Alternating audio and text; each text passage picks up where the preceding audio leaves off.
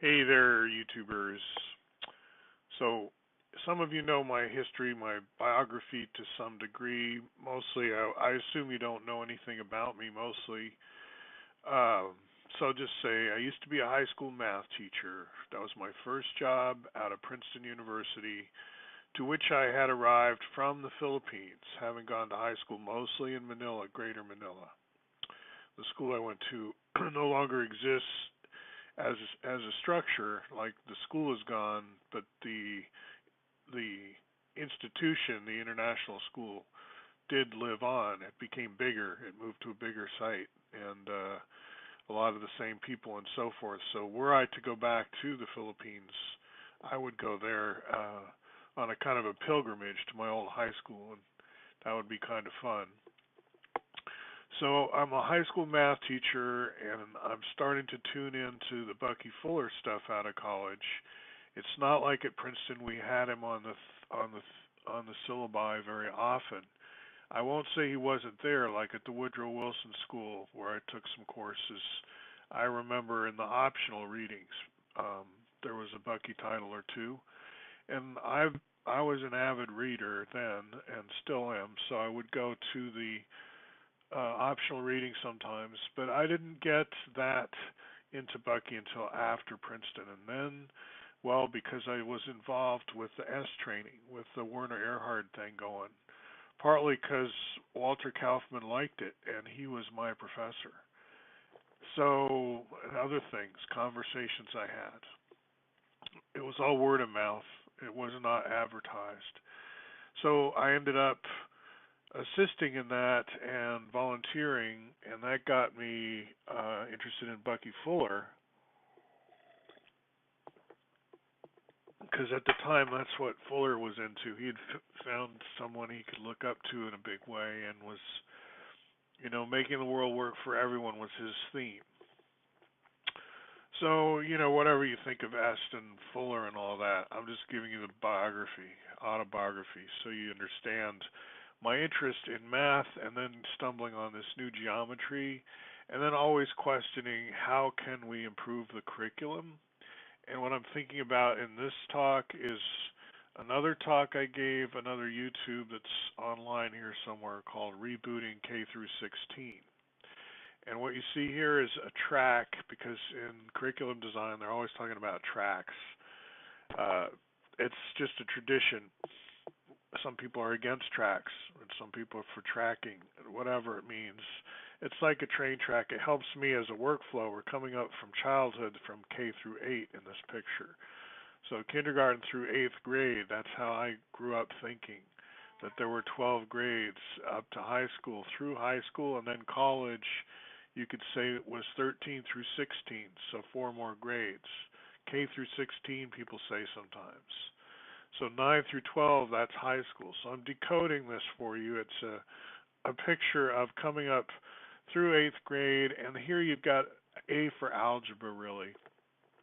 And it's where mathematics branches into so many other things. And I think there's so much content now. We've decided as a culture, and by we, I mean the international schools, aka American schools before that, like coming out of the 50s and 60s, the American schools all rebranded to international schools, but there was that confidence that America had then around the moon landings and so on that it's not quite the same political climate today,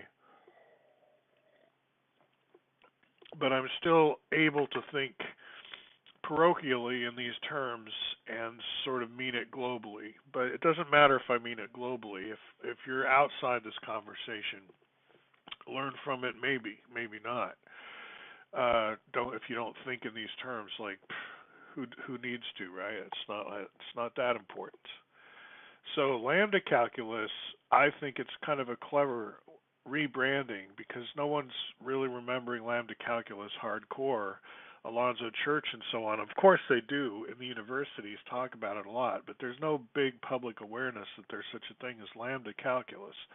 And delta calculus, we never call it that because calculus just means Newton-Leibniz continuous integration, differentiation, all that stuff, Newtonian mechanics.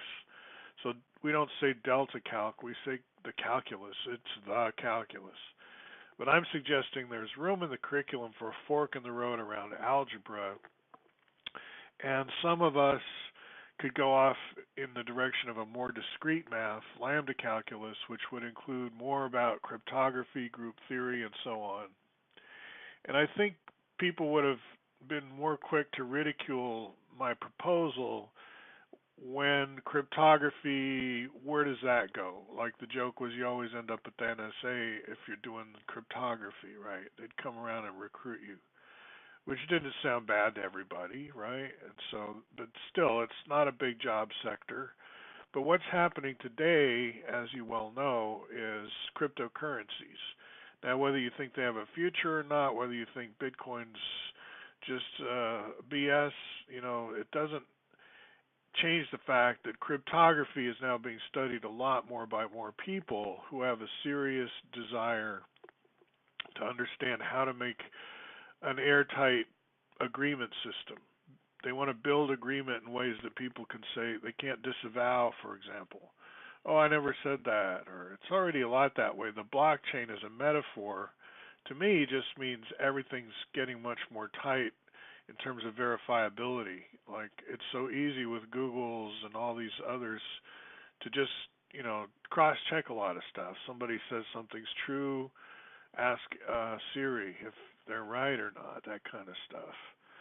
So anyway, rolling down this page, I'm showing how I would do the curriculum, which is don't just bleep over prime numbers. Nowadays, it's like prime numbers, composite numbers. We kind of do the integers quickly, get to the negative numbers, but it's all a rush to the real numbers. It's a rush to the real numbers, and then we're just going to stay with the real numbers.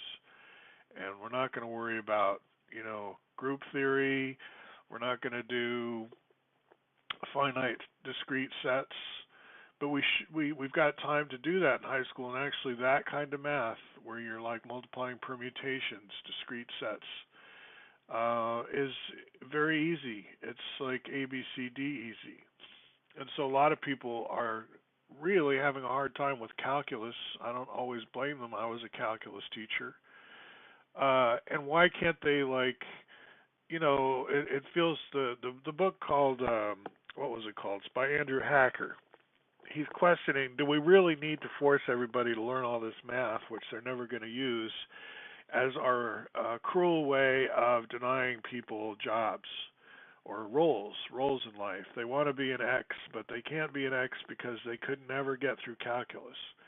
And what I'm showing here is, there are other ways to go through math, and they could still end up in physics. Like if you just have a discrete math background, you don't even think in terms of real numbers much, not sure what a real number is, it shouldn't matter that much, right? Because who says the universe uses real numbers either? I mean, we have a lot of evidence that the universe is discrete.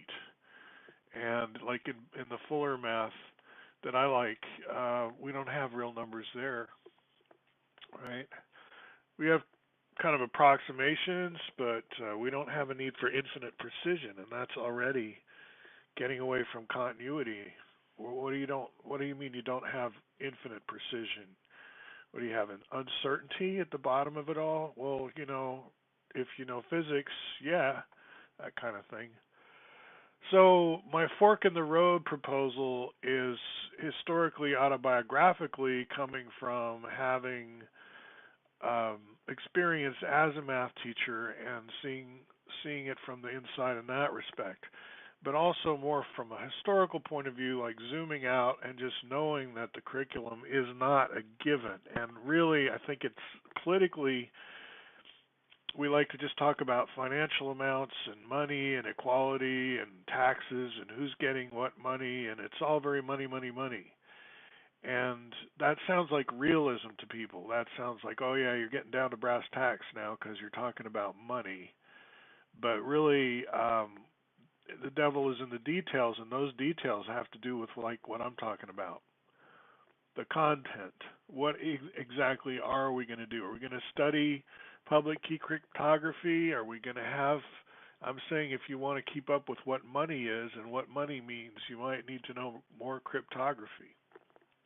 It might be way past due that we have made changes and reforms, big ones already, but we're stuck in this charter versus public school thing, which makes no sense to me. Because they say charter schools aren't really public schools. Okay, then. So if you want to create new public schools that don't have a charter, if that's the problem, is that they're charter, then let's figure out how do you create non-charter public schools, the good kind. Because we still need to create new schools. There's got to be turnover. Because new generations come along, they don't want to just say, oh, all the schools are made. At least we don't have to ever make another school again. Because that blocks the creative impulse to create schools, which is very basic. So a civilization that can't figure out how to give people room to create new schools, I'll tell you an easy way. Feds, create some schools. Like, just make them co-ed, but not always. They're not military, if you can imagine that. And just show us some other ways we could be learning. How about an all-girls school, a boarding school, and tuition's paid, but you have to apply? I think that's not unconstitutional. That public schools would be competitive to get into. Sure, some of them. You're guaranteed a public school education, and on top of that, there are these elite public schools that the government has set up, and they're all boarding schools, and half of them are overseas, quote unquote, somewhere else in the world besides your hometown for sure. Anyway, just a proposal, another one. I can throw those out, but see, those aren't about money. I don't know how much it would cost, but you've got to talk about the vision first, and then talk about money second. If you jump straight to money, you're short-circuiting your responsibility. You're not that coherent, and that's the problem with politicians. They think, oh, I'll talk money, I'll sound realistic, and case closed. And it's like we never get anywhere with that because all you do is talk about money, and that is like has no traction. It's got to be science fiction. It's got to be actual visions of the future. It's got to be. All right. Talk to you soon. Hope you have a good day.